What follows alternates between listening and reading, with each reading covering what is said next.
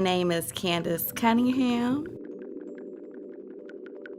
What started the tattoos was, well, my grandmother passed, and then less than a week after we buried her, 5 days after we buried her, my father passed. And so it was just a very dark time for me at that point. I went through depression, like I think most people who deal with death go through. So I was going through depression and just, I don't know. I just thought of if I could have something with me of him, like all the time. But I wanted something that I could look at. And I have his necklace, but I wanted something more that I could say, okay, everything's gonna be okay. So that's when I decided I wanted to get a tattoo. And that first one was this one, which basically is a semicolon. Where you could have put a period, you decided to put a semicolon. So where you could have ended it all, you just had to kind of step back, take a break, take a breath. You're okay. You can do this.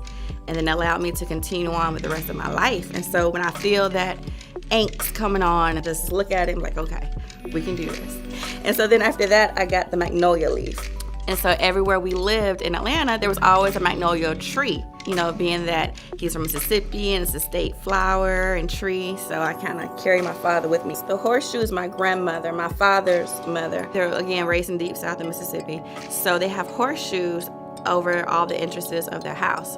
So all the luck the house has goes into the horseshoe. And if it ever falls down, that horseshoe, that good luck then falls on the house. So that's what the horseshoe is. And then the lily, because my grandmother, her name is Lily, and my mom's name is Lily, so that's why I got Lily.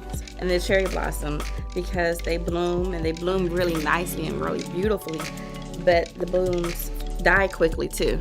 Supposed to represent both death and fertility. So the cardinal represents where my mom is. It'll be like 5 and 6 cardinals on her back gate at one time, especially when my father first passed. And then it became one cardinal, but this cardinal came and visited her every single day. And so I Googled what a cardinal represents, because I'm like, there's something about this. And they said cardinal comes to you during times of sadness or times of celebration, because it's supposed to represent the soul of a loved one that's crossed on. This whole arm is just for family. Even the clock, because my dad worked on the railroad, so it's very much on time. Like the trains have to leave at a certain time, have to come back at a certain time. But the clock is also tattered and torn because time really doesn't exist. All of this is just an illusion. Feelings are illusion. All these things are just illusions of time. And so to be not here on this plane, you could easily exist somewhere else. That's what Einstein thought about time. That it's parallel. So just because someone doesn't exist on this earth doesn't mean that they don't exist in the cosmos at all. So that's what the destruction of the time means for me. My tattoos represent or mean my journey, you know, because I'm not going to stop here, but it also represents where I come from, the kind of stock I come from.